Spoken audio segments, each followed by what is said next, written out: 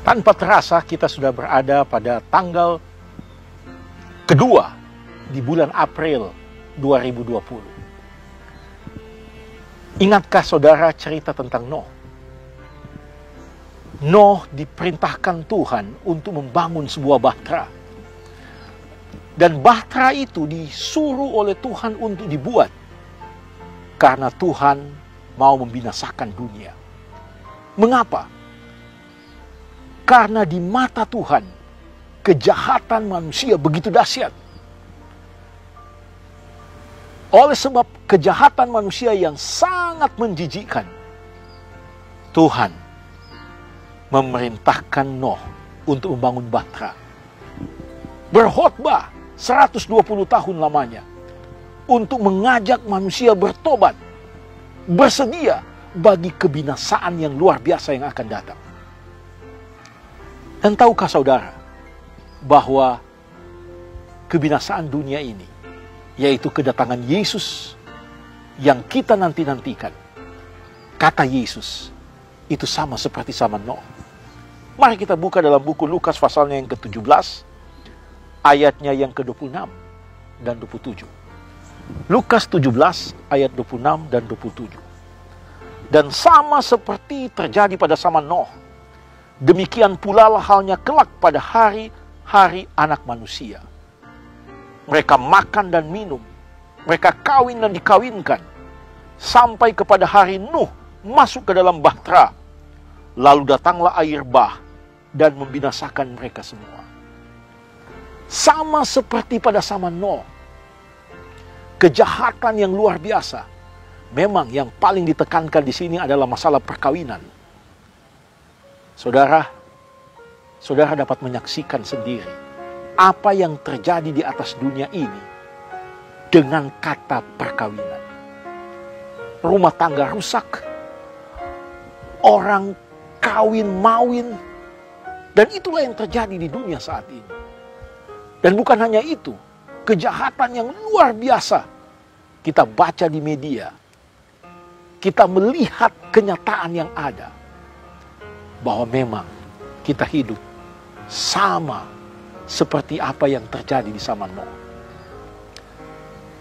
Namun, ada satu hal yang harus kita pahami, bahwa apa yang dialami oleh masyarakat di zaman Nuh, janganlah terulang bagi kita yang hidup di zaman modern ini.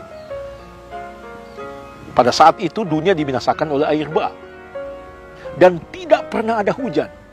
Sehingga orang mungkin tidak percaya bahwa dunia akan dibinasakan oleh air bah. Hal yang sama juga sekarang terjadi. Kita belum pernah lihat ada orang turun dari langit. Sebagaimana yang dikatakan oleh Alkitab. Di mana Yesus akan turun dari langit, dari sorga menjemput kita. Itulah kedatangan Yesus yang kedua kali.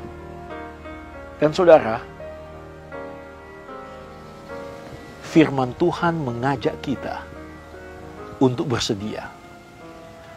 Kalau kita melihat apa atau menyimak apa yang terjadi pada zaman Nuh, ketika binatang-binatang masuk ke dalam bahtera, itu sudah menjadi pertanda bagi orang yang ada pada zaman Nuh. Sesuatu yang aneh, sesuatu yang janggal. Tetapi di antara mereka tidak ada satupun yang mau bertobat. Malah, saya membaca sebuah artikel berbicara tentang Metusalah. Ternyata Metusalah, ketika dicari tahu akar katanya, itu berarti mati sebelum bencana besar.